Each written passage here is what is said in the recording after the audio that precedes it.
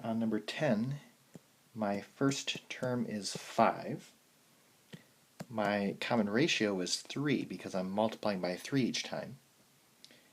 So my formula for this sequence is going to be 5 times 3 raised to the n minus 1. And then if you plug in 10,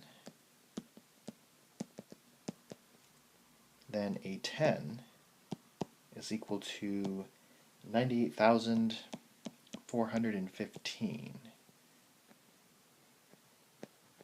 Number 11, my first term is 128. My r is a half because each time I'm multiplying by a half to get to the next term.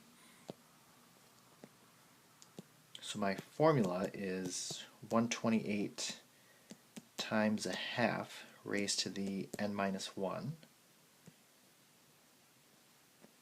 Then we need to plug in 10 to get the 10th term, and that will be 1 over 4.